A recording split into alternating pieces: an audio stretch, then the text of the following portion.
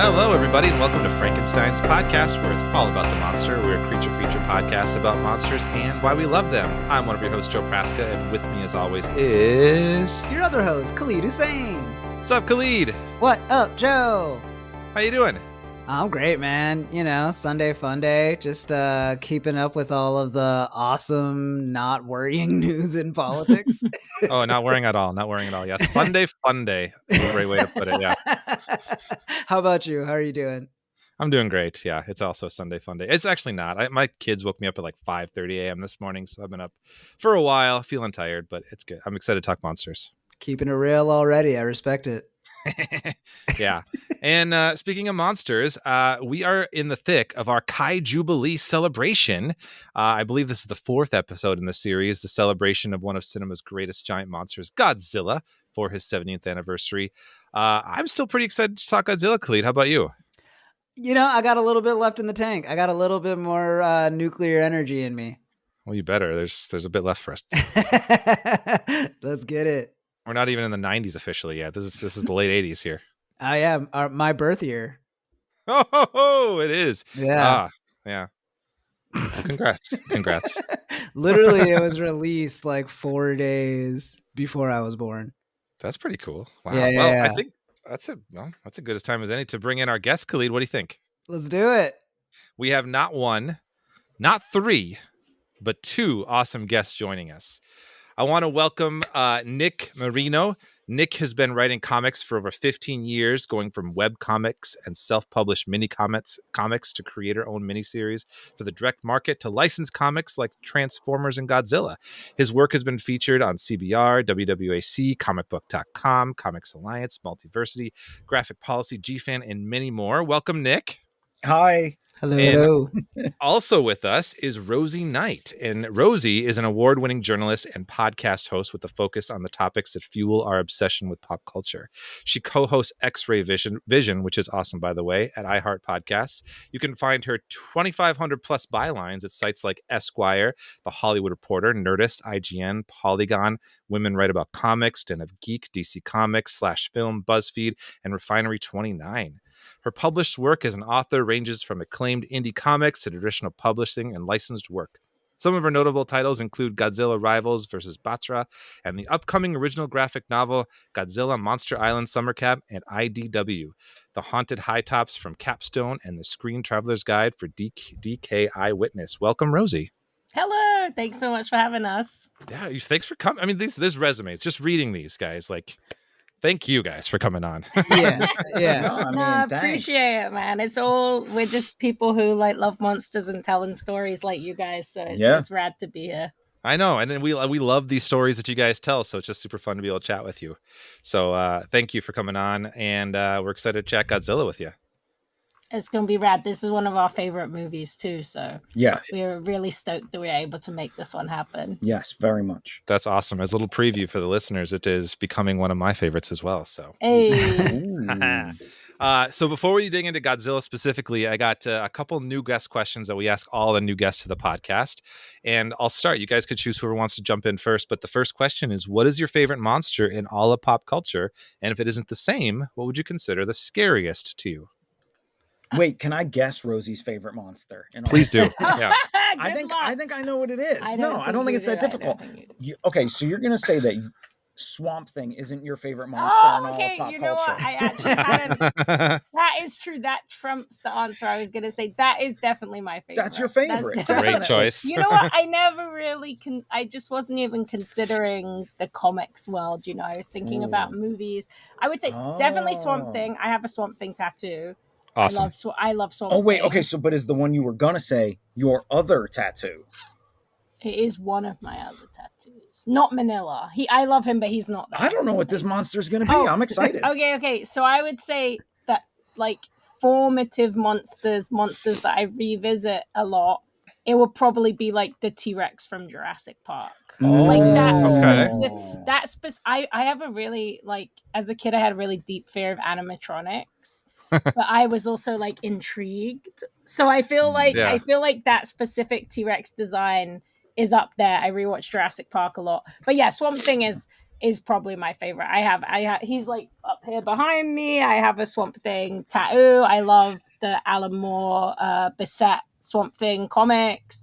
I love a lot of Swamp Thing comics. So yeah, Swamp Thing probably is my favorite. Like that's probably the monster aside from In the World of Godzilla, which was definitely up there for my top thing I wanted to tell a story, and Swamp Thing would probably be the next monster. So that was a good guess. You actually outguessed me. Well, I'd like you to try and guess mine, because the real truth is I don't know. You probably know me better than I do. I was going to say, I was like, I don't know. I would actually say, hilariously, not to spoil the episode, but I would actually probably say that Biollante is pretty high up there. Rejected. Oh. Okay. I know, I do love Biollante, but Biollante is not even my favorite Godzilla universe kaiju. Okay. You know that. Yeah, because we have to have these conversations when we exhibit places. You end up, like we did a Godzilla Film Fest earlier this year at Music Box in Chicago, and it was fantastic. But the number of times you have the favorite kaiju conversation, oh baby, you end up with an answer. We did a really cool event that was at like Barnes and Noble at the Grove of all places, and it was kind of a panel of Godzilla creators, and I was moderating it, but most of the people who showed up were kids, so it ended up actually being like what's your favorite, like who would you most like to see crystallize, like what's the story of this monster? So it's true, you do actually get to so what's your favorite monster? I just want to say before I say it, the kids, they want things to be crystallized right now. They love a crystal. That's like a big part of certain kaiju lore, is like you can have like a crystallized Godzilla, and their kids are very into they want the crystals. They like crystallized space Godzilla a lot. They're like, if you look him up, he does look pretty cool, so you'll understand why. But yeah, the kids they I'm imagining like a bedazzled Godzilla. I love that version. It's more like they have cool giant like spiky crystals growing out of them, like a natural crystal. But I like the idea that the kids yearn for like bedazzled monsters. Yeah. I would like to see a bedazzled Godzilla. I'm feeling this vision, Khalid. I'm saying like you got like the rhinestones on the monsters. You're getting the little rainbow reflections off of them. That would be pretty cool, actually. Yeah, I'd be very into that. Okay, so little cross collab with Ed Hardy. Oh, now we're talking, baby. Yeah. I think we may have spoken that one into existence. Bootcut Godzilla. Edward. Bootcut Godzilla Oh, yeah. Okay, mine, while we were discussing this, I did remember who my favorite monster is. All right. He is the Lord of Chaos. Oh, okay. All right? The ancient one known as Shumagorath. But this is very specifically Shumagorath from the Marvel Doctor Strange comics, not Shumagorath from the Conan comics, which is where the name comes from. It's all, I don't know how Gorathy you guys feel like getting. All right. It's a bit complicated. In a way, they're the same. In a way, they're not. Okay, but describe the Marvel one. You know who it really is. Okay. I just love Shumagorath from the Capcom series, the fighting games. Yeah, the Capcom. Okay, yeah. That's where my passion He's stems like a giant flying eyeball. Yeah. Okay, so it's the one from the Doctor Strange movie, right? Whoa. Gargantos. What are you talking about? This is like a big comics, Khalid. This is a big controversy in our house because obviously it's meant to be Shumagorath, but because of some licensing rights, from what we understand, they had to call it Gargantos. But yes, that is basically what Shumagorath looks like. And there's very cool old GIFs from the Marvel Capcom video games of Shumagorath, and the story as it goes is like it was actually Capcom Japan who like really wanted to use Shumagorath in the games, and Marvel was like, okay, they're like who cares? But now Shumagorath is a legendary character because of those games. That is your favorite. There are some great comic appearences in his limited catalog. All right. Yeah, like six. Yeah, we got some Steve Englehart Doctor Strange issues, and then Peter B. Gillis did a little, I think it was Strange Tales. He has a great appearance in. And this dude's just like saying weird shit. Like, if by the time you're able to defeat me, you will become me. Like he's saying wild stuff. That's a cold line. It's so cool. And I thought about it for a long time. I was like, is this true? Would I have to become Shumagorath to defeat him? And I realized, yes, it was true. And I feel like we see this happening in the Doctor Strange movie. He's got the third eye growing. Yeah. If he wanted to amass the power to truly defeat Shumagorath, not Gargantos. Yeah. Okay. Yeah. Because that guy was just like, he was out in like an hour. Like it was like beaten by a teenager. I believe that Steven would have to fully transform into Shumagorath. And who would want to do that? Yeah. You do. You have a passion. You have a passion for Shumagorath. I love him. It comes off, yeah. Good choices, though. I like that. Thank you. Definitely firsts. Yeah. Yeah. I was going to say, yeah, I'm not surprised. We definitely have. There are a lot of monsters that we love. Yeah. Like I really like all the Universal classic stuff. Me and my friend Insha have a deep passion for them, and we watch them a lot. There's like a 24-hour Universal Monsters channel now on Pluto and Roku. Pluto is the best. Yeah, I love those. I definitely do, but I definitely do think those are probably the two. And they do say quite a lot about us as well, that those are our top picks. They certainly say something. Yeah. Okay. So I'm sure you guys have answered this a zillion times or discussed this a zillion times, but for our own edification, as we're digging deeper into these monsters, who are yours? Well, that's a great question, because I feel like ours has changed as we've done the podcast, because we answered it. We answered the question in like our 50th episode, which is like now almost over like 40 some episodes ago. Wow. Khalid, what did you say? No, I don't even remember what you said. I don't know, but it's almost consistently been a toss-up between the Edgar bug in Men in Black and the no-eyed dogs in Attack the Block. Attack the Block, I was going to say. I thought it was. I love yeah. those. Wow. Those are so cool. Those are sick choices. Yeah. The Edgar bug is Thank you. That would definitely be up there for me with like one of my scariest. Yeah. So scary. Yeah. So scary. That's a good one, yeah. Yeah. And the Attack the Block, those aliens are so good, and that was all practical. Like parkour. They're real?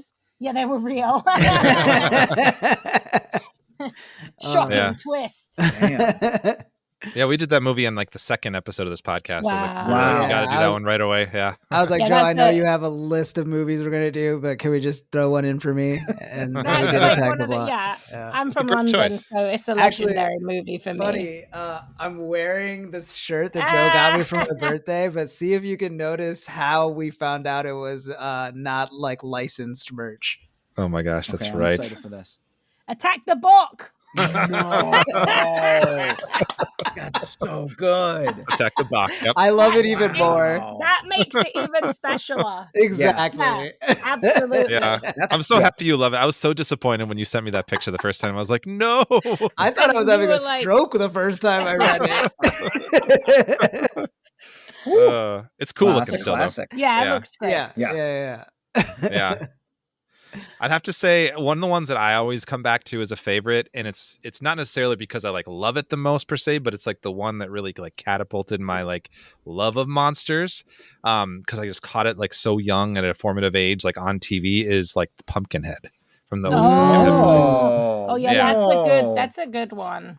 Yeah, because that's also like one of the like most high quality of the full moon oeuvre. Yeah, and also like it just does look really scary. It looks it looks cool too. Yeah, so that's why I used to have a toy that I got from like Hot Topic as like a 9-year-old. So like that was always special to me too. Okay, you know what one of mine definitely is, if it's like, I guess, delving into that stuff, probably almost equivalent. I do love Pinhead. I don't know if he really counts, because he's more Pinhead of like totally counts. He's more of like he's like a god or whatever. That's a monster. But I do. Yeah. I have a deep affinity for Hellraiser. I like pretty much all of them, even the ones everybody hates. Like, we went to see Hellraiser 4 at the New Bev, which is like one of my favorite movies, which is the one with Adam Scott in, and it's half set in the future and half set in the French Revolution, and it's like completely deranged. It's really, really good. It's a fun one. Yeah, it definitely is it was great to rewatch it in that environment where like a lot of people hadn't seen it. It was really fun. To see the responses was great. That's awesome. I'm really pushing to do Hellraiser on the podcast, like here, once we finish up with Godzilla. Like, I want to get into some of those. I even love I really love Inferno too, like low key, the one, the Scott Derrickson one. Like, that's a low underrated but cool one too. There's a lot of really interesting stuff. I went on a podcast called Certified Forgotten that does like movies that don't have a certain amount of like Rotten Tomato reviews. Are they paying you for this? No, it's not a plug. It's not like a competitive. It's not a competitive plug. They are my friends though. But I went on there to talk about Hellraiser Hell World, which is the one where it's all in, you think it's all like inside the internet, and it's like it's very like it's like hackers. It's got Henry Cavill in it when he was young.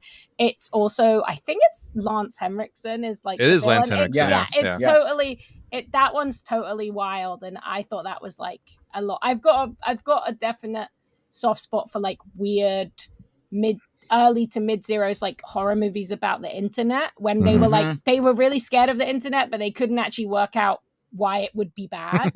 So all the predictions are like, you're gonna get sucked into the computer, or like somebody's gonna be able to put you in a VR torture world, or like they didn't really conceive it was just like there were other ways that it could be really bad that were more realistic. They never thought that they'd be like tracking your biological cycles through your Instagram use. That one was not on the... They didn't foresee that one. Oh, man. It seems so obvious in retrospect. Yeah, of course. Yeah. Totally, it was in the terms and conditions. Why didn't you read them? Yeah, although to be fair, they should have guessed spam was going to be a thing. Like just spam calls and emails. Especially when you think about how much like junk mail people get and have always gotten. I feel like they could have foreseen that. Guys, can we agree that's the real monster? Yes. It's not too late to change your answer, Nick. All right. Next question for you. What do you guys consider yourselves most geeky about? For me, it is probably on like a day-to-day basis. It probably is like comics. In there is a generalized answer, but that's those bylines that are in my bio. Yeah. They're most predominantly about comics. That's what most of my career has been. That's how me and Nick met. That's definitely like, my memory is sometimes terrible, but generally I can pull like what comic you're talking about. Or like the other day, a guy emailed me who'd listened to my podcast, and he was like, do you know this issue that you talked about? And it turned out I hadn't talked about it, and he'd misremembered it, but I still managed to work out the issue that he was talking about. That was very impressive too. He got the characters wrong. He got the like time of it wrong, but he had one line. He had like one phrase right, and Rosie just found it. It was terrific. I was watching. I was like, yes. I would say that's probably it. But also like movies, that was like my big first love when I was a kid, and pretty much every tattoo I have is either like a comic book tattoo, or like a tattoo of a movie that I love. So I think those are probably my big passions that I geek out about. I mean, I agree that it's comics for me. Rosie and we met in the comic shop. So we definitely bond over that pursuit. But I'm also very geeky about street parking, as I hate to pay to park anywhere. Okay, this is actually if it comes to effectiveness of geekiness, he is like an incredibly effective street parker. Thank you.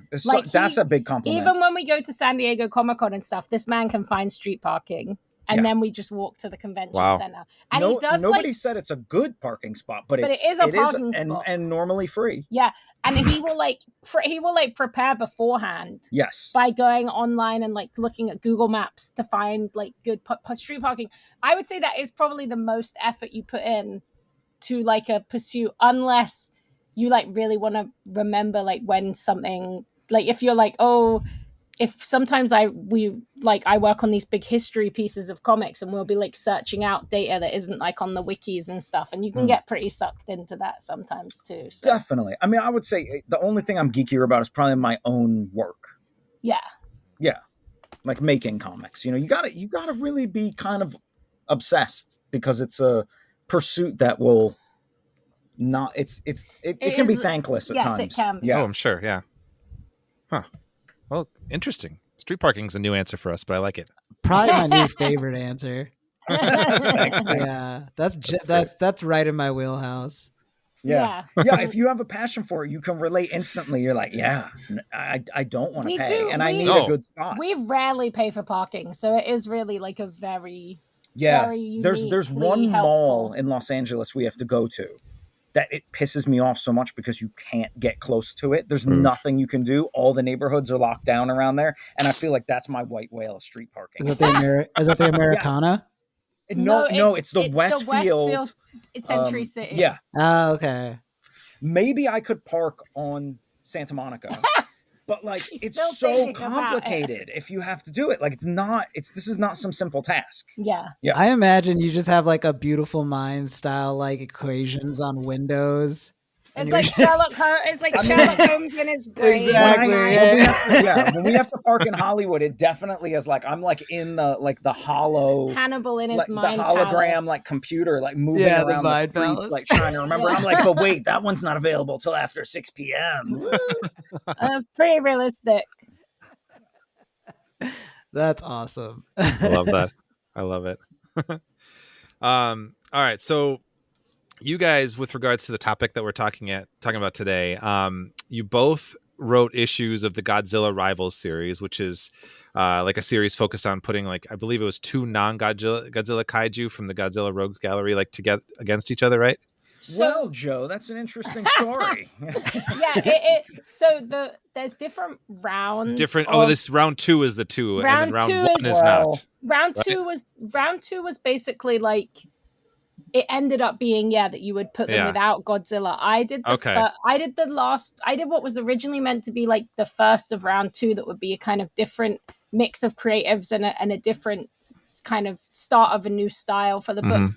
But then because of scheduling, I ended up in round 1. But mine was always going to be Godzilla and Batra, and I think that was really because people love Batra. Because Batra's only been in 1 movie, so like they knew that the Batra love was high, and they get a lot of really great feedback from the fandom. Like the Godzilla fandom is like incredibly passionate and also like incredibly chill and nice. Yeah, they're great. That's good. It's like really one of the purest fandoms that I've like gotten to be a part of, and we did a San Diego Comic-Con panel a couple of years ago, and they just were like, we need Jet Jaguar comics. Like that was every question. Like, when will we get Jet Jaguar? Could Jet Jaguar come into these comics? And lo and behold, about a year later, they announced they were going to do Jet Jaguar comics, and that they kind of worked out the licensing and stuff. So I do think that they knew that Batra was one of these characters that their fans really wanted to see. But then, after that, they decided, well, wouldn't it be cool if we focused them not on Godzilla, and you could just pick 2 kaiju that you wanted to, and that was what Nick got to do with his one. I mean, the joy of making comics, I would say, primarily is editorial restrictions. Nothing is more satisfying than having a strange editorial restriction that will possibly be over as soon as your work is done. You can never predict it. You never know what's going to happen. So that was an editorial restriction that happened to be there when I was pitching for mine, which another one for mine was also had to be in the Heisei period. Or those monsters, it didn't have to be set. From that, because yours was Biollante and Destroya, right? Correct. Yeah. And there's also like there's definitely some interesting stuff in working on those books, because the Heisei period thing, that was, I think, for all of round 2, and also you can use the characters, you can use the monsters, but you can't use anything else from the canon. Right. So you're basically creating something that is out of continuity, out of context, out of canon, that you're creating an entirely new world, but you are allowed to use the monsters and their powers. So that's like, you get a lot of freedom with that particular restriction. So like, I got to choose my artist, Oliver Ono, who's so amazing. He's the artist also on our Godzilla Monster Island Summer Camp book. And the idea of it being in like a British seaside town, that was just something that I pitched, the same way that Nick was able to set all of his in Philadelphia, Pittsburgh. Pittsburgh. Oh my God, every time. No worries. It's 2 P cities in a P state. Yeah. I get it. In Pittsburgh, where that was all based along your actual pizza route. Another P. Pizza route. Yeah, I used to deliver pizza when I lived in Pittsburgh, and I was fortunate that our editor and Toho and IDW were like, sure, if you just want to make this weird, they're just tearing Pittsburgh up, go for it, man. And my collaborator, Sean Dove, he really rose to the challenge of depicting Pittsburgh. He was really excited about that, he likes architecture, and he said he wanted to draw cars. There's only one thing that an artist can say to you as a comic book writer. that is more exciting than I want to draw cars. And that's, can I draw some horses? Yeah, those are basically the two things you never hear, because nobody wants to draw a car and nobody wants to draw a horse. So really? It was, we had fun. They're really hard. I got to go on a little nostalgic journey, and I've made, if you go to, I'm about to date myself, guys. I'm sorry. It's okay. If you go to my Tumblr, which is actually he's still on that all the time. No. You know what? If you go to Wikizilla, the entry for our issue, they have links to it. But I made a couple of zines. One that's kind of like a primer that sets the stage for it, which I believe they link to from Wikizilla. But then one that I also did that shows you the real life locations that we use. And I think that's still my pinned post on Tumblr, nickmarino.tumblr.com. Yeah. And cool. And you can see we tried to use a lot of spots that had some meaning to me. And it's been fun to share that. I have an interactive map, I believe, that's linked in that Tumblr post where you can see. I just sat down and I was like, Rosie, you know what? I was like, I don't know what to do. And then the next day I was like, oh my God, Rosie, I made a map and I'm going to go around the city and they're just going to tear up the city. And she's like, all right, man. Whatever. She was like, can you park for free along the route? And I was like, yeah, baby, everybody's parking. I've been to Pittsburgh and we did park for free. So I do not doubt that. Indubitably. So that was like getting to tell the story, and it's a one-off. It's like a not connected 40-page issue, one shot, so anyone can read it. So we've gotten, my Batra issue came out, 2 years ago now, 2.5 years ago. And we've gotten to still be, we still doing signings. Like we went to Chicago for the Godzilla Film Fest, which was amazing. My friend Katie Reif, who's a fantastic film critic and a programmer at the Music Box Theatre, invited us out there. We went with Oliver and his partner Chadwick, and we all exhibited, and they actually did a 24-hour Godzilla marathon, and we were there from 11 a.m. till 1 a.m. the next day, exhibiting and chatting to people about it. And people, they love that zine. They love to cut. We still get people who are like, oh my God, I love Batra so much, or people who love Mothra. I always put Mothra in my comics because I love Mothra, but it's, people get really excited. It's fun to see which monsters inspire people. You do really rep a Mothra. I do. I love Mothra. Come on, that's Mothra's the queen of the monsters. I get it. Yeah. That was a strong debut, and every time Mothra's shown up, it's just I don't know. It's just there's tears to it. It's you've got your third or fourth tier guys where it's just I didn't know he was a kaiju, and then you've got Mothra, and you're just it's him, King Ghidorah, and Godzilla just kind of holding it down. And the thing with it was when we were doing the film fest, Mothra's debut, that was the movie everyone wanted to go and see. That was the one everyone had marked off their list. That was the one where if they'd gone out to get food or something, they were going back in for that one. So I think you're onto something there. There's something about the original Showa era movie where she debuts that's it really touches people. They really love that one. Yeah, Mothra's cool too because it's Mothra. She's almost It's It's not the comics. It's not the comics. Okay, fair. She's almost inseparable from Godzilla. So it's at any point Mothra could just show up in a Godzilla film. Yeah, and also you never know. She is more of a peaceful, healing character. She can fight and she is badass. Yeah. But she is often also there as a peacekeeper. I think kids really like her for that reason. She can heal Godzilla by giving him a hug, which she does in our comic. She's got a historical legacy of twins that she's the Mothra twins spiritually connected really with. Cool. I mean, fairies, yeah. She definitely has very cool lore. They had these at the Chicago Film Fest. They had this incredible setup with all the toys, and they actually had these little 8 to 10 inch little rubber Mothra twins, and they were so cool, but they were $200. I was I was I'm here to be a serious adult, not to buy more toys. We have a lot of toys in our house, but I was not these ones, but they were very cool. They were. Toys make a house fun though. They do. Oh yeah. Our house is a little museum. That's what everyone says whenever they come around. So we're definitely on the fun train. That's awesome. All right, real quick, I do want to ask a little bit about Monster Island Summer Camp, which comes out in August, right? Yeah, August 20th. Beautiful segue, by the way. Thank you. I really, I was reading about that, and I'm a teacher with elementary school, and it's kind of this YA vibe, and I when I see kind of things that are like my fandom, like aimed at kind of younger kids, I get really excited because I'm like, oh, I could bring that in my classroom somehow. But I'm really excited for Monster Island Summer Camp. Can you tell us a little bit about what that is? Yeah, of course. So it's a middle grade Godzilla graphic novel. It's one of, if not the first Godzilla graphic novel that's aimed solely at kids. I do feel like it has an all ages, vibe, but it is in that space. And basically it's me, Oliver Ono, Nick came in clutch and helped us out with the colors. And then we have Jodie Troutman, who is the incredible letterer. And it's basically a story about a young girl called Zelda who goes to summer camp. She thinks it's an art summer camp, but when she gets there, it's basically a super corporate high-tech sports camp. And the camp that she wanted to go to has been taken over. And her cabin mates, Wheezy and Rumiko, they end up kind of realizing something suspicious is going on at the camps. And Zelda finds a magical portal that reveals that the camp is actually on Monster Island Summer Camp. It's on Monster Island, the famous Godzilla location, hence the title, Monster Island Summer Camp. And it's just a really fun adventure. They team up with Godzilla's son, Manila, who in the comic, we're not allowed to say he's Godzilla's son, but everyone knows it's Godzilla's son. I don't know what the legality was there, but I was fine with it because we know. Yeah, Manila, Godzilla's little buddy. Yeah. He's like, he's little buddy. We're allowed to say that Godzilla is Manila's protector. Yes. So it's like it's an implied fatherhood.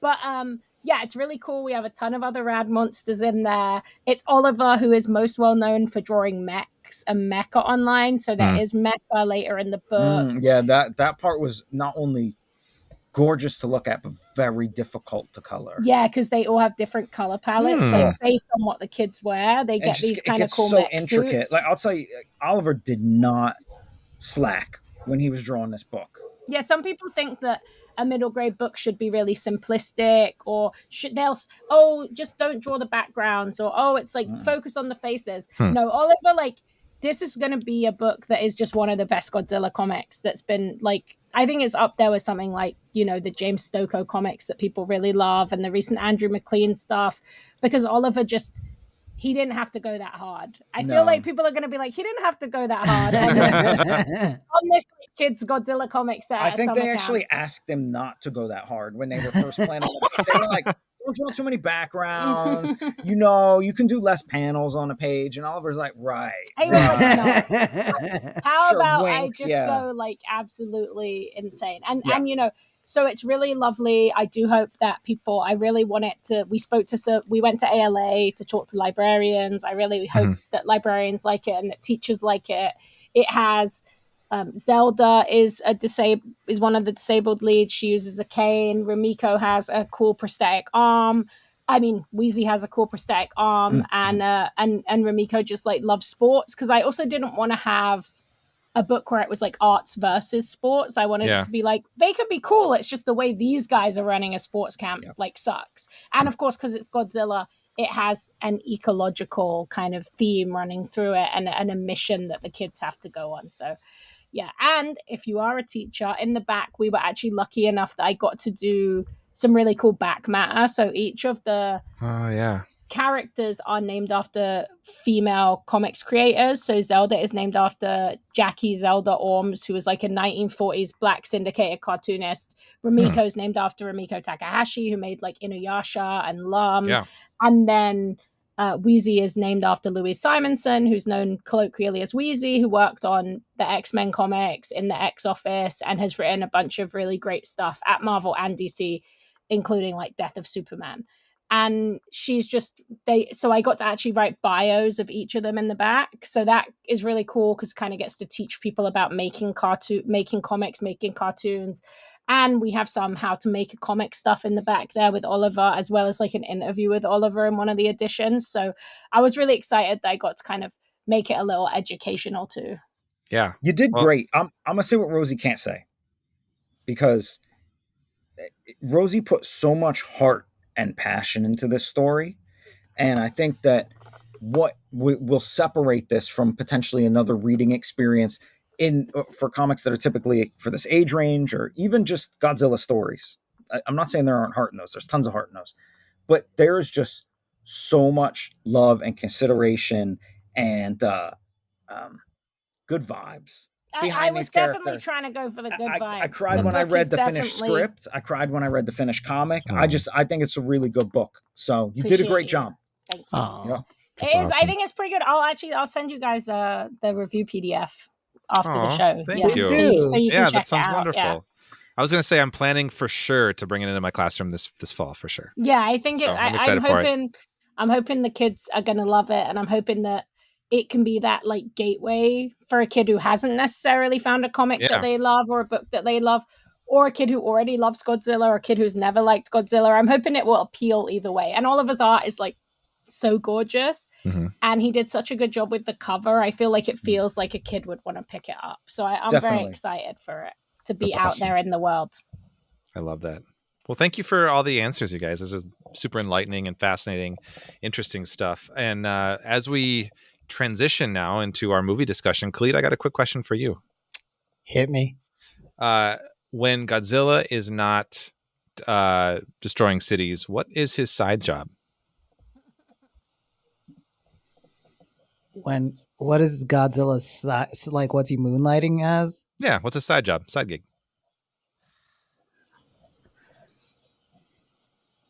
That's like such a weird question. I please tell me this is some kind of pun, right? Yeah, it's definitely a pun, and usually like the question gives away what the answer is gonna be, but like this already is just like it's not like Godzilla's job to destroy cities. I think that's just like incidental. I got nothing. Nick, Rosie, do you guys have anything? What's Godzilla? I don't have any funny answers. That's what do you think what's his serious answer? Well, a serious answer is he's fighting on behalf of the natural balance of the planet to stop humanity from destroying it. That's a cooler answer. Yeah. Okay. I was gonna say like something to do with like using his heat ray to like, I don't know, be like a chef or something. It seems like it would be cute. Flips houses. Oh, that was really good. That was actually that. It's true. You can't deny it. Like, is he making money from it? I don't know. But he does do it. It's undeniable that you've seen him flip a house. 100 points. I would watch that HGTV show. I would too. Seriously, I would too. Yeah. That's home Godzilla network. That's a free comic idea for you guys there. Yeah. And Khalid, that's a segue. What are we talking about today? Thanks for asking, Joe. Today we're talking about the 1989 film Godzilla vs. Biollante, directed by Kazuki Ōmori. And I've got a synopsis from our homeboy IMDb today because I'm getting sick of our homeboy Google's 2-sentence like nothing descriptions. AI reviews. Yeah, just lost it. Yeah, really. So now I'm going to like user generated submissions or summaries. So IMDb says. After the devastation of Godzilla's resurgence, a miniature arms race ensues to collect his cells. The cells are obtained by the Middle Eastern nation of Saradia, where geneticist Junichiro Shiragami is tasked to study them. However, the cells are sought by various groups, leading to a terrorist attack that kills Dr. Shiragami's daughter, Erika. As Shiragami retreats into isolation, the Japanese government sets its sights on developing a bioweapon countermeasure against Godzilla should the monster ever be freed from its volcanic tomb. They enlist the aid of Dr. Shiragami, whose experiments result in a monstrous new mutation. What a monster! They're creatures of the abstract that live off potential energy. It's alive! That was well said. That's a much better than Google, yeah. Google will just be like, Godzilla's back, and he's wearing sunglasses or something. And it's just it'll be like, and that's like eating, 2 things. He did more than that. He's eating like 3 books a day, just like you should. Like, No, like, but seriously, let me see. The actual Godzilla summary for this is: the monster dinosaur wrecks Tokyo some more and meets a monster plant created from his own cells. Which incredible. Also, like, I feel like misses a major part of Biollante's DNA, pun intended. You know what? Like, no pathos in that description. description. There's nothing here? What am I sinking my teeth into Yeah, this here? is like a very sad movie. Yeah. Like IMDb put that across, I think, that this is like a deeper story than you may come to expect. For the folks listening to the KAIJUBILEE series we've been doing, I just wanted to give a little bit of background here because we've been kind of jumping around movies. We haven't we're not doing all 38 of the movies just for time's sake. But the last one that we did was Destroy All Monsters, and so the Showa era, we didn't really get a chance to finish it out with another movie episode, which wrapped up in 1975 with the release of Terror of Mechagodzilla, which I believe was Ishiro Honda's final film as the director as well. Yeah, it's a classic movie as well. Like, yeah, definitely one of the most beloved. People just love Mechagodzilla, and people love it. Like, I think, yeah, definitely retroactively now, but I think it was a box office failure, and it led to like the. Yeah, I mean, there wasn't another Godzilla movie for like 10 years. Yeah, 1984. The Heisei era, yeah, it was and almost 10 years. Yeah, and so now we're in the Heisei era, and the 1984 was the return of Godzilla, kind of acted as a direct sequel to the original 1954 movie, ignoring most of the Showa movies. And then this film that we are doing right now, Biollante, takes place right after the return of Godzilla, showing us the aftermath of that rampage in Tokyo, and ultimately like an imprisonment in the volcano, which we kind of see bits and pieces of there too. So we did a double bill where they showed both. That's the cool. Alamo Draft Did we House. watch? I thought we just went to. No, it was both. We did it with Mark. It was. Yeah, I loved both. I couldn't get enough of both. Back to back. I remember when Biollante started. It basically recaps the end of the last movie. It does, and I was like, whoa! It really is like directly after. Like I wasn't expecting it to be so direct. And from my understanding, the Heisei movies are a little more like directly connected than a lot of the Showa. Were kind of just a little more like independent, which is kind of a fun thing, yeah. You know what I always forget is that hold on, I got my notes here in my. The character of Miki, who we meet in this film, becomes the human connective tissue. Sounds weird when you say that. Yeah, she appears in multiple. She's in all of them except for the first one from the Heisei era.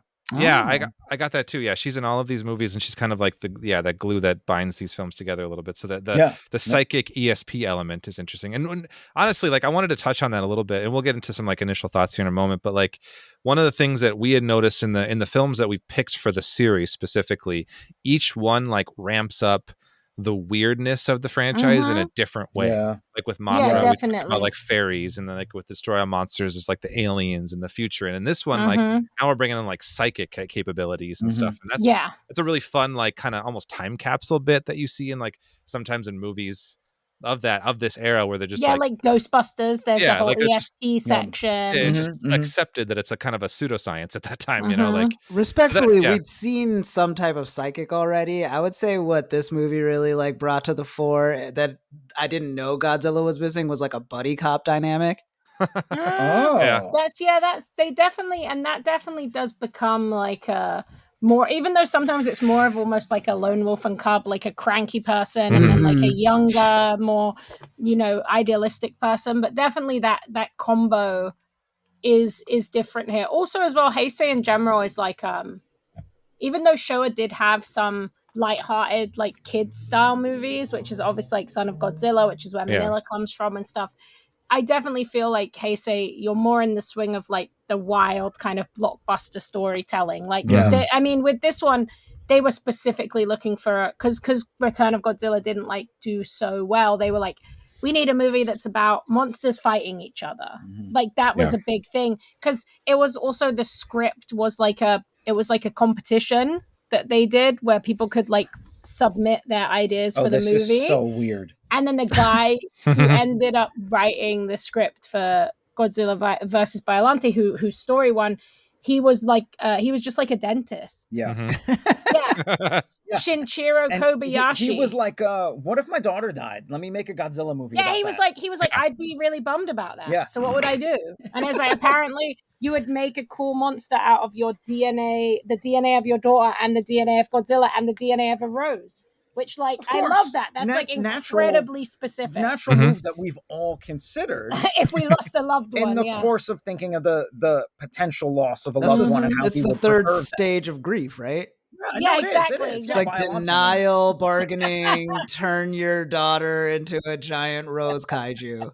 Yeah, exactly. Yeah. Well, for me, that's the thing that I find most notable about this film is that we are dealing with a monster that isn't like any that they've created previously. Most of the time, they're a force of nature. And it's not that Biollante isn't still a force of nature, but it's a very different kind. I think it's our first one that's specifically botanical, which I find very interesting.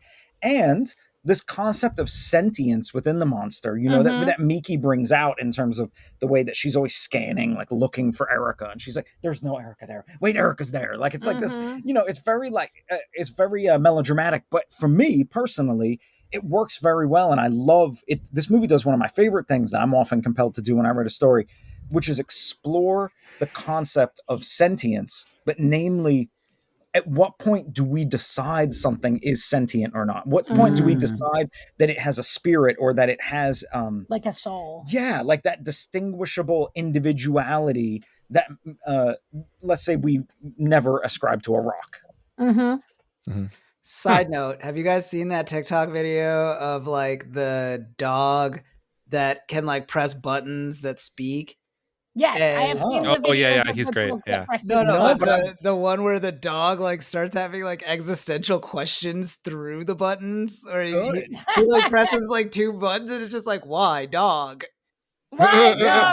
I saw a really good one the other day where someone had programmed it with like a cool voice that was like, as like when the dog he'd be like, do you want some food? And it's like, hell yeah, hell yeah. and the dog's like super into it. He's like really vibing. Maybe that's our next frontier in the Godzilla movie. It's just like a rad dog. I mean, what about like a skateboarding dog? Just the Airbud Godzilla crossover.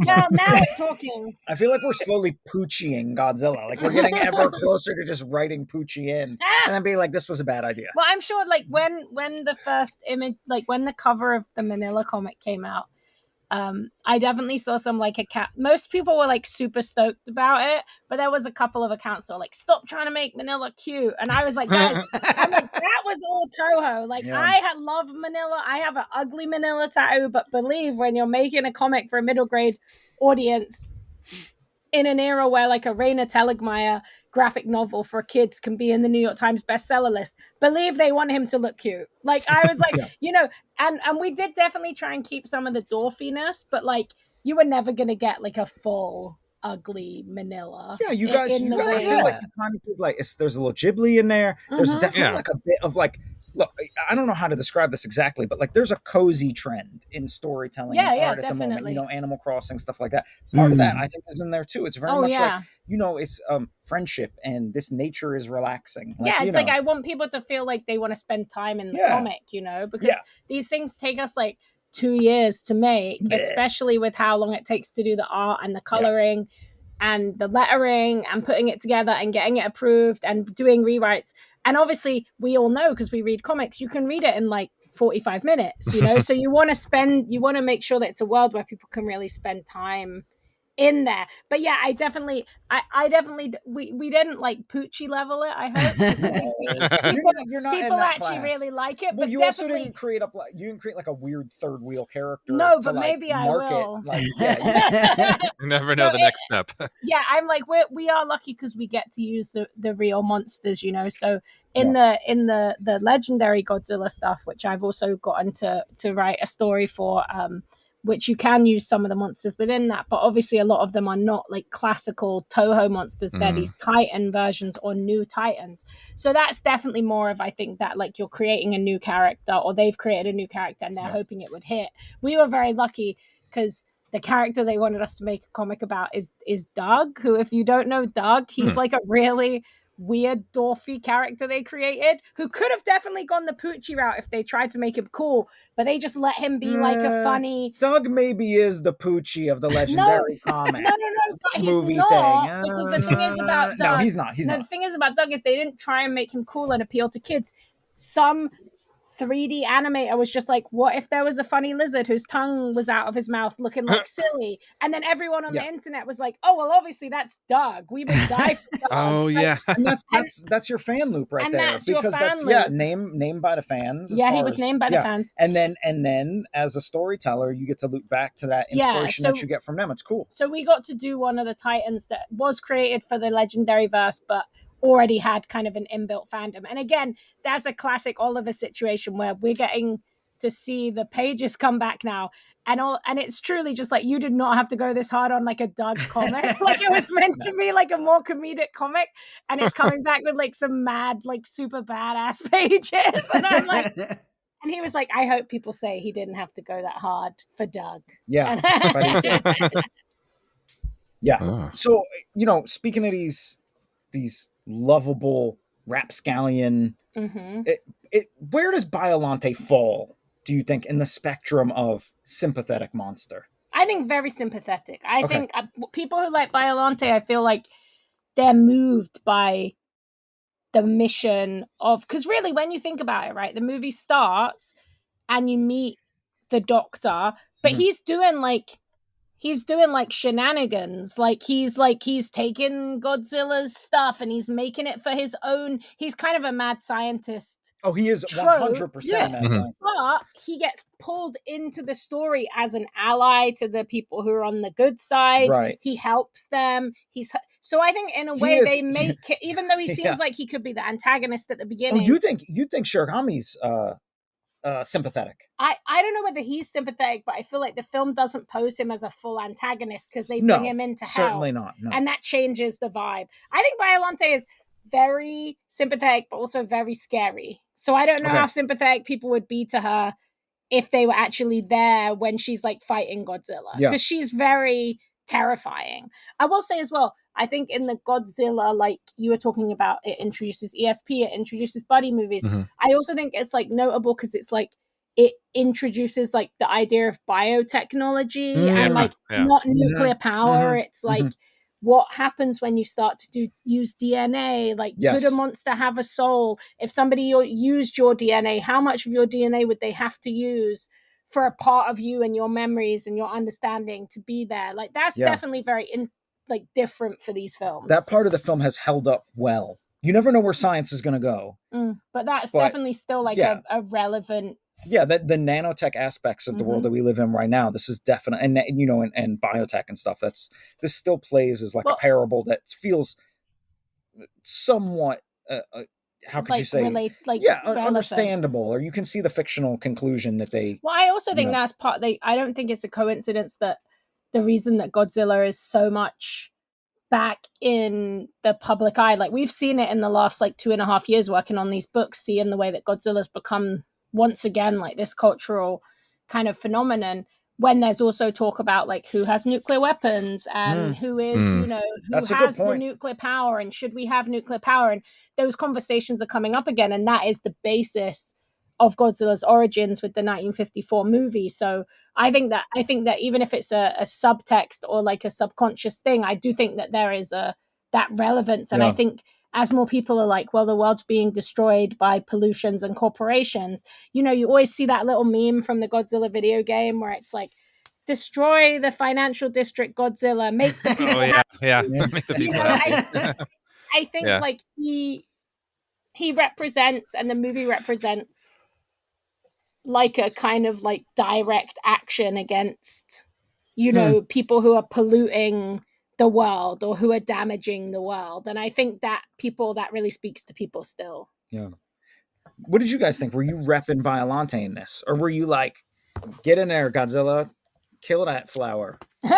Khalid? Well, I don't know. I was repping Biollante. Biollante was cool. Cool. Yeah, they didn't ask for this. I thought it was interesting when the scientist is just like, they're basically the exact same, except one's a plant and one's a nuclear dinosaur. And I was just like, that's you were like, how?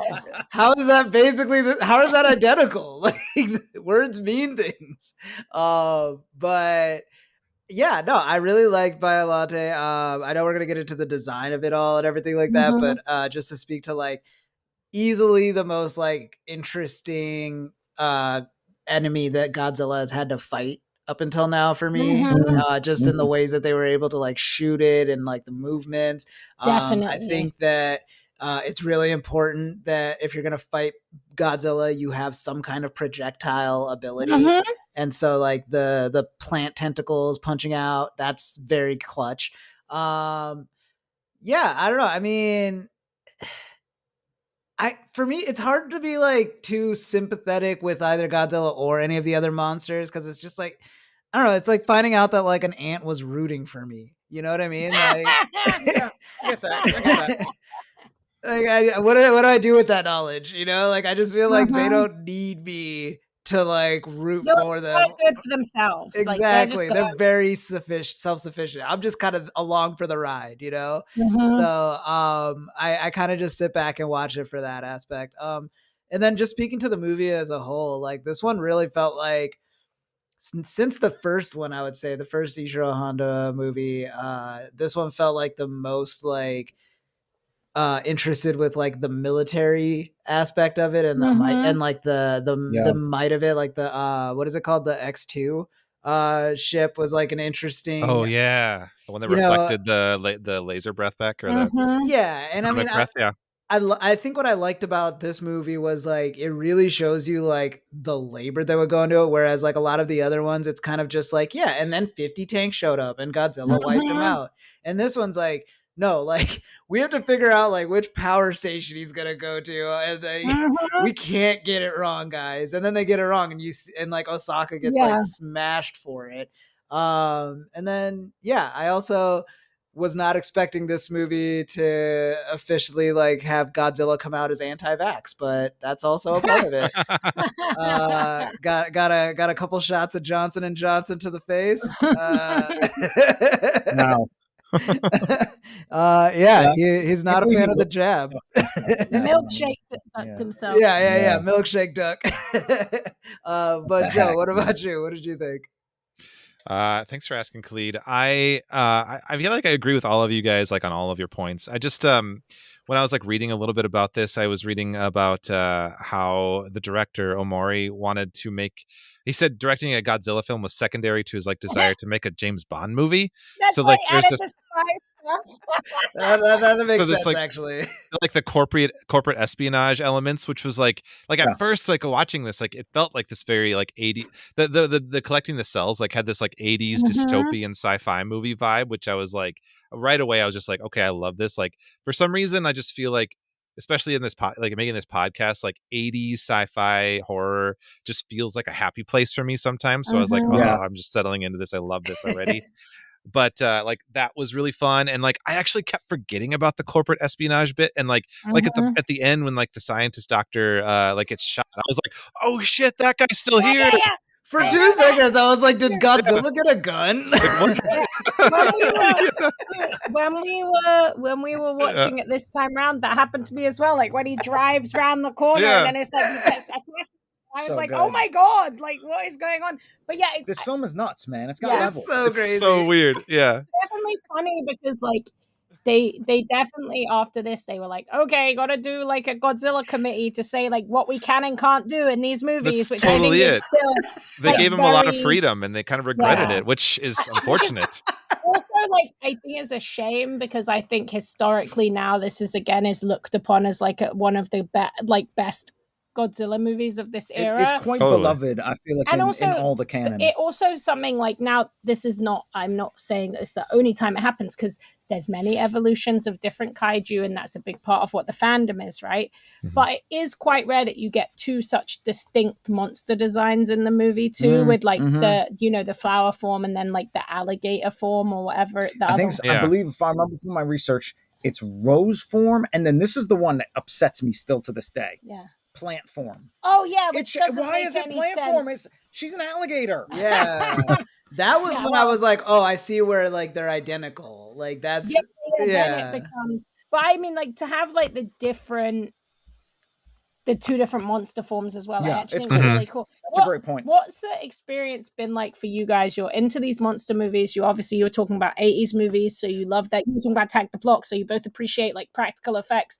What's this been like for you as a journey of watching these movies and kind of immersing yourself in the world of like suits? Because the monster suits, it takes time to get used to, but they're very cool. Oh, we love it. I feel like right away when we talked about the first one in the first episode that we did on Godzilla, we talked about like that concept of like suitmation was a term that I learned for doing this. And I was like, it's just like a whole new world that I'm really excited about because like we love practical effects. And I just love like, it's just like a different, like, I don't know, different world of practical effects, like doing something slightly different. And like it's like combining miniatures with like suit work and animatronics. And like, so it's just really fun. Like, I feel like some people I'd talk to will like see the old ones and be like, oh, it's so fake. It takes me out of it. I'm like, I like that. Like, sure, it takes me out of it, but I'm like, I'm super excited to be like, that's, you know, how they did this, or that's a miniature. That's really fun. Like, I like how that, like, oh, that's actually fire on his head right there. Like, that's cool.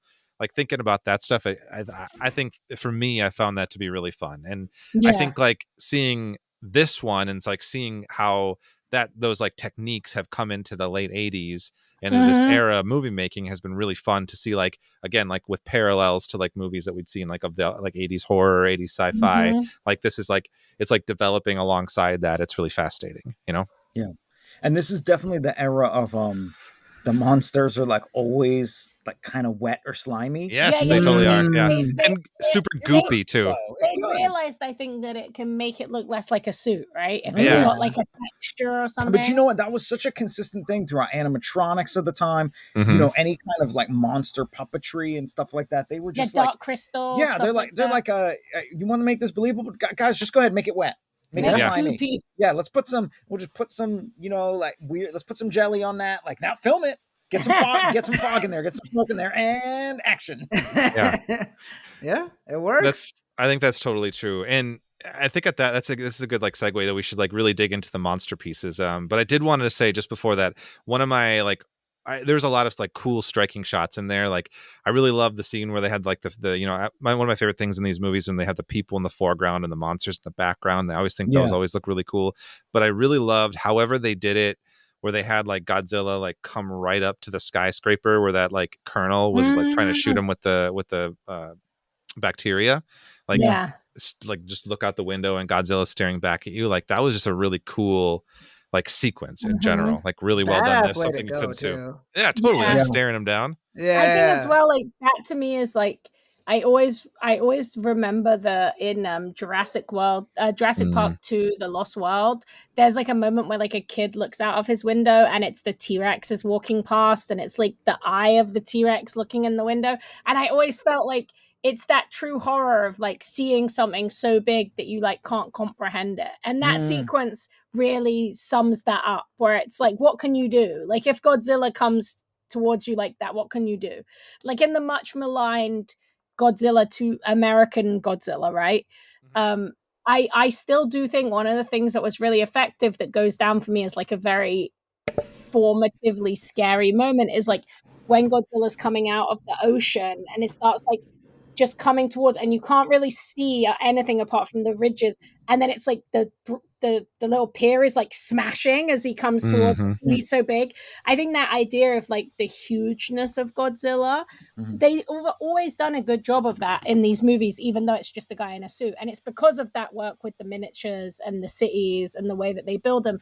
But I think that scope and that scale is one of the scarier parts of a character like this. And I think these movies do a good job of kind of bringing that to life. Do you guys think that there's a world in which we could potentially see some of these filmmaking techniques return I wish. With suits and miniatures? Well, they were going to do a suit for Shin Godzilla, but they never used it. Well, that's don't get me started. Say. I want to have a good night. I don't want to talk about Shin Godzilla. Oh boy, that one's on our list. I haven't seen it yet, so it's on our list. I will say yes, even if it's not Godzilla specifically. I think they're gonna do like a kaiju film with like suits again. I think it's just it's too proven of like a successful like route to just like ditch it entirely. So affordable. Yeah. Well, I think that we also have. Oh, sorry. We've talked about a couple of different movies on this podcast, like that I think are like in the more indie realm, and one of the one that come to mind is like Psycho Goreman. You guys heard of Psycho Goreman? Yeah. We watched it. Like I feel like that used a bunch of like old school filmmaking techniques that I was thinking like people like that who like grew up with these movies are like making movies now and wanting to use those old school techniques. Like we're seeing a few like stop motion is like coming back with like Mad God and the Phil Tippett stuff. Like I feel like with that kind of stuff getting that resurgence, like I think there was just even like another new one that Full Moon just released. I can't remember what it's called, like another sort of like pseudo kaiju stop motion thing. But like it'll come to me after the podcast. Well, there's even a horror movie that's come out that's just called Stop Motion. Yeah, that one too. It's like got there's like spooky stop motion stuff. Yeah, like those kind of techniques are coming back, and I think like while it may not be like the biggest blockbuster, like a Godzilla film coming out, like the legendary films aren't going to do a suitmation movie, but like I think somebody like in the indie realm would totally do it. Yeah. I think indie. I think you're right. I think like an indie realm, or even like I do think there's a world where. Did you guys see the Universal? It was a Universal Blumhouse Invisible Man. Yeah, right. So that movie was great. Cost $5 million to make because they made it in Australia. I got to visit the set. It was unbelievable. The whole thing was it was just completely practical. They built a whole house. But that was definitely one of those movies where I was like, oh, like if you came up with a good reason that was a budgetary reason to use like a suit, to use practical, if you can make it look good, they're not going to say no. Like that movie, so much of it was like someone in green screen, like someone in a green suit, like holding, like fighting Elizabeth Moss, like in different places and using wire work and kind of a lot of stuff that could have been done with CG. Yeah. And I feel like we just need the right person. And honestly, Psycho Goreman was such a huge hit in like the spaces that it was meant for, that I definitely do think there's a world where like, if James Wan or someone who's like always been such a big lover of like kaiju and does such a great job in the horror realm, after making something like Malignant, again, like I think that was a $5 million movie. Like if he was like, I want to do like a suit kaiju movie, I feel like Warner Brothers or Universal would be like, yeah, sure. I would love to see like Godzilla do like a body slam move and the whole camera flips upside down. Right? That would be We're in a pretty good place right now with Toho, it feels like. I think that they're quite open to lots of different kinds of interpretations and expressions of their characters. I think we're seeing them embrace this concept of essentially having like dual notions of what Godzilla can be, with like the legendary stuff and come out so soon after Godzilla won an Oscar in -1, but then that was still able to be a huge success, and you have Godzilla curling up in like the Colosseum, and it's very comedic and more of that purple and pink energy, but both can exist. And we've even seen it change on our end in terms of what gets approved and what they're willing to take a risk on in stories. Some stories we can't even talk about yet. And it's like they feel to me more open than they have at any point in the few years that we've been working with them. Also as well, Godzilla is more successful now, and it's his 70th birthday. You know what? It's a great time to be a Godzilla fan. It's a great time to be a Godzilla writer. Yeah, of course. But real quick, Khalid, should we monster? Let's monster. While we're talking about the monster already, but we always have this like part where we talk about the monster effects in this movie, and I really wanted to get into some of the stuff here. So the Godzilla, talk about Godzilla. We talked about Godzilla a ton on this podcast already, but like we have a new suit actor here, right? Kenpachiro Satsuma portrayed Godzilla in this film and throughout most of the Heisei era. So in this one, I learned that the suit that was made for the previous film, the 1984 one, was initially made for a different actor, but this one they were able to tailor just for him, so it looks a lot better on him. Other than the suit, though, there were animatronic Godzilla's models that were made for close-up shots, which I think is probably how the scene we were talking about was done, which is really cool. Made from the same molds from the costume, which included an articulated tongue and eye motion, which I thought was really fun updates. The suit's dorsal plates were filled with light bulbs in this one. Which then becomes like such an iconic part of Godzilla in every version. Oh wait, was this the first time that they lit up the fin? This was, and so that was a really cool. So instead of using an animation thing, however, apparently in the film when they're filming, the first time they did it, it actually electrocuted him in the suit a little bit, so they had to kind of adjust from that. He was an old pro because he played a bunch of the older monsters, I believe. I think before he became Godzilla. Yes. I think a lot of these guys in this era specifically were used to taking some hits. Pay your dues. Yeah, and the Biollante, they had like for the final Biollante monster, the plant form. It's like a huge kind of like a puppet model, right? And it's like they said it was something like 32 wires to control. Okay, I thought I read something that said that when the director saw them do Little Shop of Horrors, he was influenced by Little Shop of Horrors. He was like, we can do this. We can do Biollante. Yeah, that's exactly it. Yeah, that's cool, right? That's super cool. I love that movie. Yeah, I didn't even make that connection, but that's awesome. Okay, so I'll ask you guys something about the monster suit stuff, because this is something that we've learned that's like super popular with the kids. Khalid, I feel like because you brought up TikTok, you probably do know about this. Khalid, do you guys know about this thing called the man in the suit? Okay, if you don't know, this is okay. I'm gonna blow your mind. It's probably gonna come. It's like a creepypasta. It's a creepypasta that's really popular on YouTube and TikTok. But they pose it as if it's a real story, and every kid we meet who likes Godzilla always brings this up. We were doing this zine making thing in Chicago with a bunch of kids. They were drawing this in their zines. It's basically this creepypasta that's not true, obviously, but kids think it's true. I don't know, Rosie. And it's about a Godzilla. It's about a Godzilla suit actor who gets stuck in the suit. And then he's like evil and like rotting, and like he's like in the suit, and they got to like, they're trying to cut him out and he can't get out, but they're like obsessed with it. And every time we talk about the suit actors, I'm like, whoever created that is like, they really tapped into something, because kids love Godzilla, but there's something about this idea of like people be the monster, this man in the suit becoming the monster is like very appealing to them. Probably like Five Nights at Freddy's. That's what I was about to say. Yeah. Collective consciousness of what young people are growing up with right now, because we see this with our nephew, who is just, loves Five Nights at Freddy's, but like in a likes to like catalog it mentally, it's like one of our, like us with comics. There's something about this concept of a like a costume or a facade that goes wrong and consumes you. And I'd be very interested to see what these young people do when they grow up and they become storytellers. I want to know what are the existential things they're trying to work through, that where they're so compelled to be like, you're no longer you anymore. You have become the monster you were pretending to be. It's very interesting stuff. Yeah, I really love that you bring that up too. Like, I think like even just like the notion of like the creepypasta, or like some of the ways that like these horror ideas are coming across like through this like different age are like really, there's some really unique like senses of storytelling there. Like I think it's a really rich like space. Like that's really cool. I'll link I looked it up already. I'll link that in the show notes so people can look that up. But that's fun.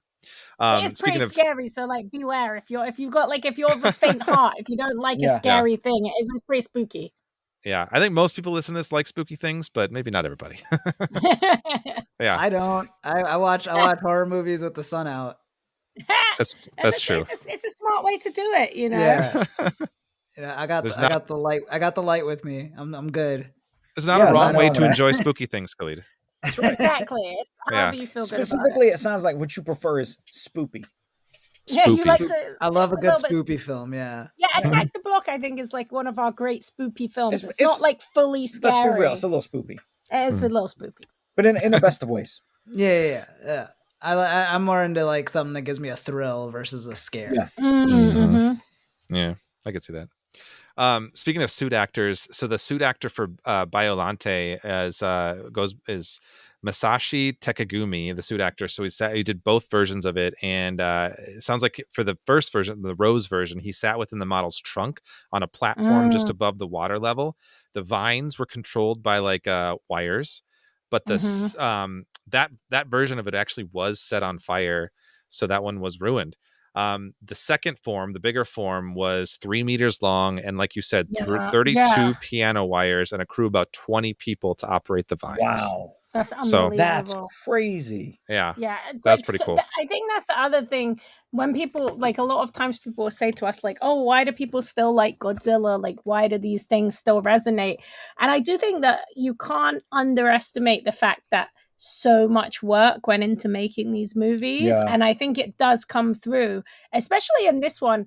I remember watching in the cinema, and when we watched it, I got it for Nick on Blu-ray a while ago. Like this is one of the ones where I really feel like when I'm watching it, I feel like Biollante is huge. Like I feel like all the work that went into it, all the different ways that they brought it to life. a lot of times I'll be like, oh, I love to watch the monster suits, especially like when it's Godzilla versus Jet Jaguar or Godzilla versus King Caesar and some of the old Showa ones. It's like you love to watch two men fight in a monster suit. That's what you're coming for. It's funny like when you can see the suit, but you're not thinking about this the suit, one. Really. You're going more into that. Same with the last one too. You're going more into that, like you said, that Jurassic Park version of like there's a tiny bit of visual effects that are done with a computer, and there's practical, and there's suits, and there's animatronics, and all together it comes to make something that feels like very tactile.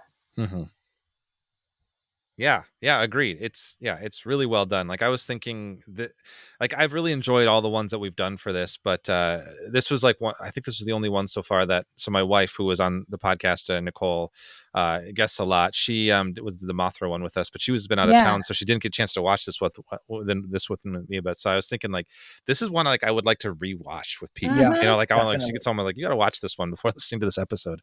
Like it's definitely. Yeah. Rewatch levels are high for this, and I think it's because there's so many different character dynamics going on at the same time that like we were saying, you lose track of what the Doctor's doing. You lose track of the spy elements. Like for me, like what's his name, Triple S9. Oh, he's your favorite. But Manjot Betty, the actor who plays him, like he's just like he is the perfect encapsulation of what everybody thought was cool at the time. He's got the sunglasses, he's got the fingerless gloves. He's he's like crisp dressed, but like he looks like he could be going in to like a 7-Eleven or like the fanciest hotel you've ever imagined. Like he, and he's like, I just think that those little things, those touches to also, wasn't he just like a guy who was just like, he was like a gaffer or something? No, you know what it was? They hired him to be a translator, an English translator on the film. And then at some point, the director was like, you're in the movie now. Wait, is he the spy dude? The spy at the end there. Yeah. Wait, the assassin one or? Yeah. Okay. Just honorable mention to the other guy that gets killed in the truck earlier on. Oh right away. Yeah, I felt like he was like a bigger role, and then he just kind of like unceremoniously leaves the film. But there's so many character dynamics, and like it's tough for us as writers because we watch these and we just want to make stories about those characters, but sadly at the current time off limits the human characters from these stories. Oh well, I never realized this one never even got a cinema release in America. I'm not surprised about that. Really? Yeah. Okay, that makes sense. There's a wild historical situation. So Toho entered discussions with Miramax 1990.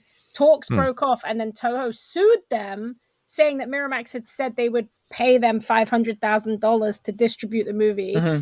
It delays the movie's release. They settle out of court. Miramax ends up having to buy the rights, but then HBO just releases it on VHS, and it never goes to. Wow, Miramax, they're so upstanding. I'm like, wait a minute. This might be the first and only thing they ever did wrong. I'm like, they also released it on Laserdisc in 1993. We have a Laserdisc player, so that one's just gone up. We gotta get that, baby. That's gone up on the white whales for sure. Wow, there you go. How much that one costs. Let's look at it. We'll know soon. Laserdisc, you know what's great about Laserdisc? The video is pretty much just the same quality as any other video. Ooh, but that sound is great. It's like CD quality sound with a VHS image. It's interesting. Also the problem is it's really $100. No, but this is the Japanese one. We have to find the HBO one. It's like the Laserdisc gets really hot. The player. That makes sense. It's like a hot. That's a good point, actually. It's like a really big hot record player. Now, Rosie, we're talking 50 to 150. 50 to 150. We'll have to hope that we just find this one in a thrift store one day. Yeah, you know what? People at flea markets and different and used record stores and stuff, people do put a lot of weird laser discs in there. Okay, they list it on the Laserdisc database for around $34.98. So yes, $34.98. Very specific. Specific. Because normally it's not $99 as a store specific system of discounting price. What taxes are those? $98. You know what? It's what it is. But yes, now maybe one day we'll let you guys know if we ever find it. Oh my gosh, yeah. Watch party. Yeah. Yeah, right. Got a projector too. We can really be living it up, guys. There we go. All right, we should probably wrap it up here. We on Frankenstein's podcast have one final segment we always do before we close out our episodes. It's a segment we call What the Fandom, in which we share one or two things that we're into at the moment that may or may not have anything to do with the movie in question, or in this case, Godzilla at all. Just something that we're like, hey, I'm watching that, reading that, listening to it, and I think it's cool and I want to give it a shout out. So I often forget to tell our guests about the segment, so you guys can go last. Thank you. Khalid, I'm ready. We'll start with you. What the fandom with you this week? Yeah. Thanks for asking, Joe. My What the Fandom this week is going to be the Adult Swim show Smiling Friends. There's 2 seasons of it out. I found it on Max, and I had like a sick day from work, and I just threw it on, and it's delightfully weird and disturbing and very, very funny. It's the basic premise of it is it's a company called Smiling Friends Inc. and they just send out these 2 guys to random people each episode, and the goal is to make them smile because they're upset about something. But it's so much more than that, and it's like a very like Adult Swim, like irreverent, like you're never gonna guess what the next thing that pops up on screen is kind of show. You know, it's like. So yeah, I just highly recommend it. It's not really like a plot heavy show so much as just like it uses the Smiling Friends conceit to like send you on a weird journey each episode, which I like. You know, I think that like it doesn't need to be serialized. It's just like delightfully weird, and the jokes are they come from such an unexpected, but like it feels genuine, like it comes from a genuine place. So Smiling Friends, that's my What the Fandom. And Joe, what the fandom with you? Thanks for asking, Khalid. That's a good one. I actually have 2 starkly different ones that I'm going to go with. And one, the first one is a movie that I watched several weeks ago that I've wanted to kind of shout out, but haven't had a chance to yet. It's a 1993 supernatural romantic comedy called Heart and Souls with, have you seen this movie? Yes. Oh yes, we just watched it. Movies. I do too, and I've been like digging into the 90s lately. Yeah. It's like this old Robert Downey Jr. movie. It's got like this wonderful cast of characters that are like ghosts that are helping him. He's helping them move on to the afterlife. It's got Charles Grodin, Alfre Woodard, Keira Sedgwick, Tom Sizemore. It's a fun cast, but it's just like it feels like a chicken soup kind of movie where just like everything makes you feel good. We watched it just kind of on a whim one night, and I was like, I really love this movie. It's just so sweet and nice. So I would love to have a little resurgence. I had to like find it, like dig deep to find this movie, so it's not really streaming anywhere convenient. But I think there's a Blu-ray out there that I might have to add to the collection for sure. The video store used to be besieged by copies of it. You couldn't escape. Oh my gosh! Yeah, well now it's hard. This is one of our ultimate suggestions that we always do for everyone. So I'm glad we got to plug it. Buy a amplified antenna for your TV. Oh, okay. Yeah. This is the kind of movie that is just constantly on broadcast, on cable, which is how I first saw it. No. Just a normal antenna costs like $29.99 amplified. You plug it into your TV. Yeah. You get like 100+ free channels that they just have to put through the airwaves, and they still do in America. And you get all kinds of channels, multiple movie channels. And this is this era, especially like the late 80s, early 90s. I've discovered a lot of movies from that era that have become like firm favorites that I probably would never have seen if it wasn't. It's a really fun, like unique era, and I've really enjoyed digging into it. Yeah, you've got to get the one with like a USB that can plug in either to your TV or like a wall socket, because otherwise you won't get any good channels. It's very worth it, especially if you're near a big city. Yeah, that's good advice. I like that. Thank you. Is St. Paul near a big city, Joe? St. Paul is a big city, Khalid. Thank you very much. St. Paul would be perfect for this. You probably get so many like surrounding little TV channels. Well, you know, when I was a kid, I love little channels.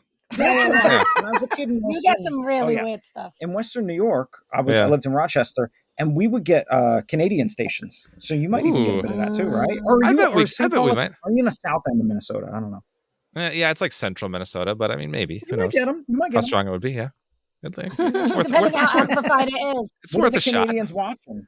I want to know. Well, I will report that on the next podcast when I get one. Yeah.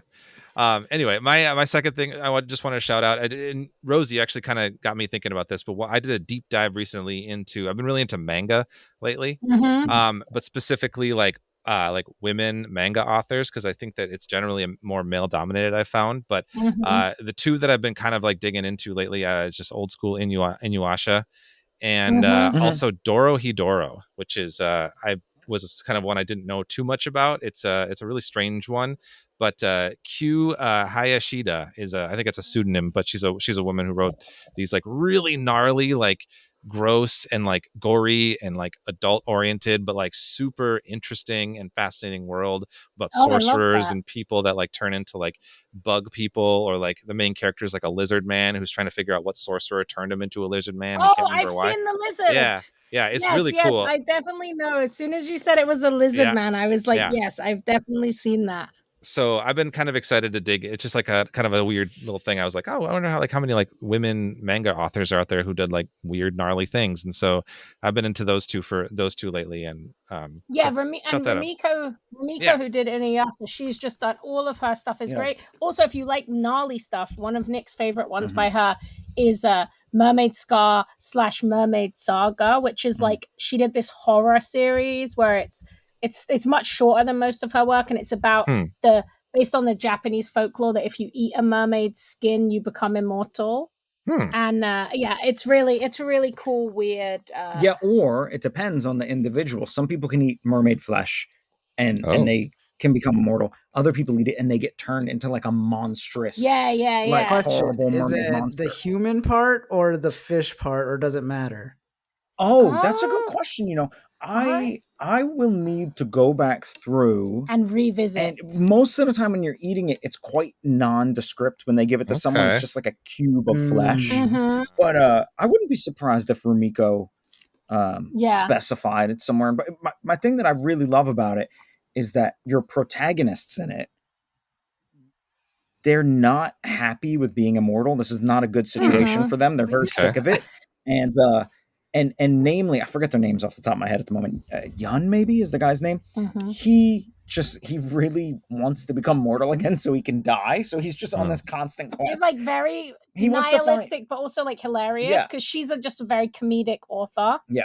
So it's a great series. Yeah, she's fantastic. Also, I can't recommend it Joe, enough. I would recommend like look into like Drawn and Quarterly, which is a publisher, right? They publish like indie comics, but the last couple of years they've made like a concerted effort to publish a lot of underground female mangakas who had never been published in English. Love so they did this one book that won an Eisner called Talk to My Back, and it was this manga that when it came out in Japan was really like dismissed because they were like, oh, it's just a boring manga about being a housewife, but really it's this super existential like autobiographical comic about the way that being a housewife could be so suffocating in 80s Japan, and it's actually like super deep and really cool, and she is incredibly talented. But they just published some more female mangakas too who'd never been published, so that's been a cool like archival space for that stuff. I'm so excited about both those things. I got them like bookmarked already.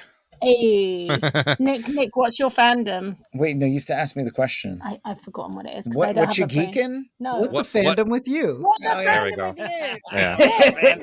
Nick, what the fandom with you? Oh, thanks, Rosie. What the fandom with you? So I am Joe, inspired by you, I'm gonna do a couple of things because I'm adding one to it because we're talking about great mangakas and we're talking about women who make incredible manga. And my favorite manga of all time is made by Kamome Shirahama, and it's called Witch Hat Atelier. They just dropped the trailer for the animated series recently, but the manga itself is just this lush, gorgeous, magical story. I'm not going to say too much about it, but I think it would be very well paired with Monster Island Summer Camp. I would definitely say it's an influence. Yeah, if anybody out here ends up picking that up and you want more books that kind of capture that tone where it's got heart, but it's got some adventure and some thrills, I think that Witch Hat Atelier would go pair really well with that. I would also say, Joe, it's been very popular with teachers who listen to X-Ray Vision because it's great for kids. Yeah. All right, good to know. It is, It's become a very popular school library hit. Yeah, and Shirahama's she's a terrific artist, really just like at the peak of her talent. Like manga with like this American comic book style of someone like Arthur Adams or something. It's a very unique but powerful book. Really great. That's a persistent fandom for me, but I'll tell you what, I got a fandom.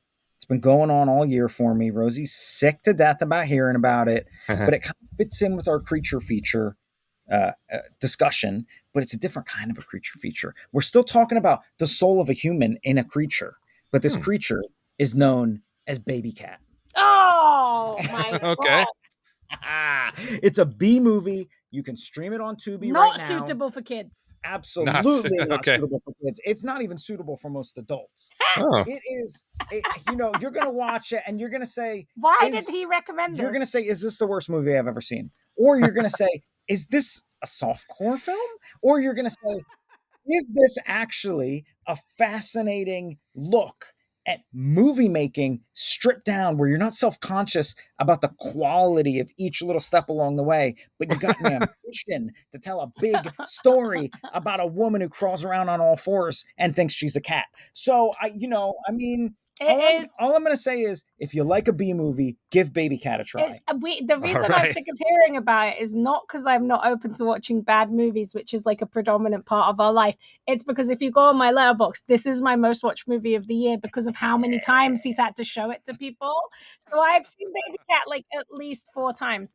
But I will say, you know what? My biggest tip for those out there who may listen to Nick and watch Baby Cat streaming free on Tubi. One of you. I will say, just like if you're gonna start it, just stick it out to the end, because it does go like to places you could never imagine. Just like Biollante. I was gonna say it does have like multiple. It does have multiple. You got multiple characters with different things going on, and you might forget who was introduced in the film. I think that has more to do with the quality of the filmmaking as opposed to the Godzilla versus Biollante, where it was quite intentional. But it's try to make it to the end, because there for me, there's a scene that's very close to the end where if this scene was not in the film, I would be like, it sucked. But because the scene's there, because there's this weird sort of like subversion of the entire. It doesn't make it any better quality. No, it's not better made because of it, but it works for me with it in there. On Letterboxd, it is like, which is the social media I use the most. It is gaining like it's so good. It is gaining like a Room-esque fandom. Okay. So if you could enjoy, it's in that wheelhouse. If you could enjoy like Tommy Wiseau's The Room, you can probably enjoy this. Would be the best way I can put it. Rosie, what the fandom with you?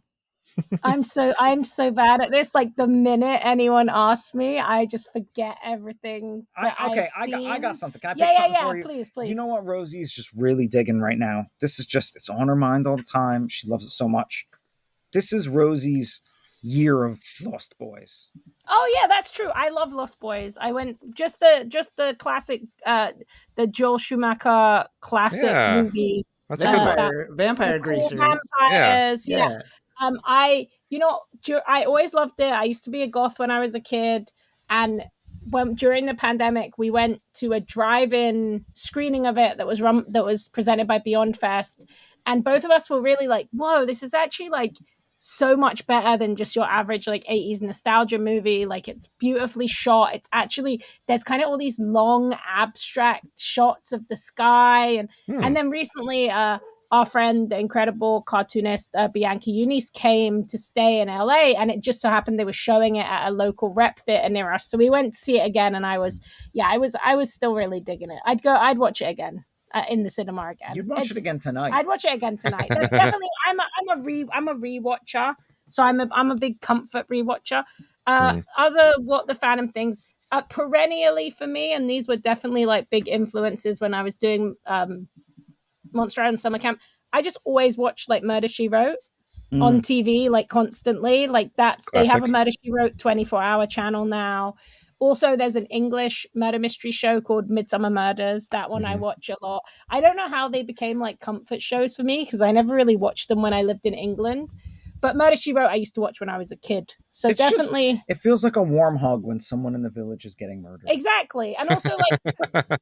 it does make me laugh. Like, I think I watch a lot of horror movies, right? And I do always think, like, when you're watching Midsummer Murders, it's like 8 square miles, and it's got like a higher body count than like Jason or Freddy. And you're just sort of like, why do you still live here? Yeah. And same with Same with Jessica Fletcher. It's like, why would you ever invite her to your house? If you you invite her, 10 people are dying. I would not go. I would not go anywhere within 20 miles of Jessica Fletcher. She is like the Grim Reaper. She really is. But yeah, those are things that I'm kind of always enjoying. That I'm still enjoying this year because I have to watch a lot of stuff for work, like doing podcasts and writing. Yeah. So I'm definitely like I'll just put on this thing that I already like. Mm-hmm. So the newest thing that I'm enjoying at the moment, because we're covering it on the show, is House of the Dragon. It's really good. It's got dragons, like monsters. I've been pretty. I prepared for the show, and I felt like by reading some of the book that it was based on, and I was like, oh man, this could go like in a way that I really don't like, because it's like very old school fantasy, misogyny, horror in it. But I have to say, I think the show has been pretty astounding. It's on the second season now, and I think the relationships and the way that they kind of recontextualize the female characters has been like a really big winner for me. I recommend it to people who didn't even like Game of Thrones. I think it's kind of this really interesting, like, chamber orchestra drama, like this just like really intimate, weird, small scale political intrigue show, but that also like has this kind of this dragon. It's like the dragons are on the periphery, but then when they come in, and they really come in season 2, you get to enjoy the monsters too. So I would be interested to find out if the Godzilla films were an influence on some of the storytelling that they do in that Game of Thrones. Well, it is very I would say that at least I wouldn't be surprised, because George R. Martin is a sci-fi guy, a fantasy guy. Yeah, there is that thing of the psychic connection between the monsters, between the dragons and the humans who ride them and stuff, and that kind of thing. That's very Godzilla. Yeah, like there being this one human who can connect. Yeah. Anyway, as you can tell, we are both like professional rappers. Yeah. So we'll let you wrap it up, but we could. I love it. Yeah, enough yapping. Start rapping. There you go.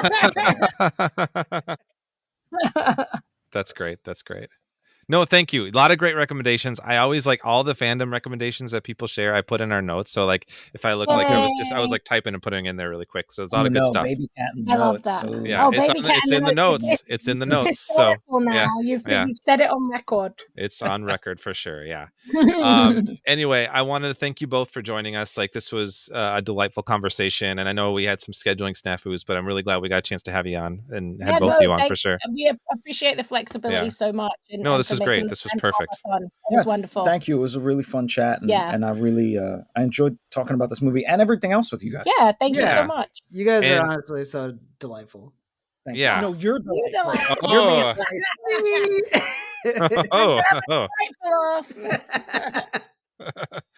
the invitation's open if you ever want to return, talk about monsters in the future, even post Godzilla stuff. We'll be in touch for sure. So we'll do that.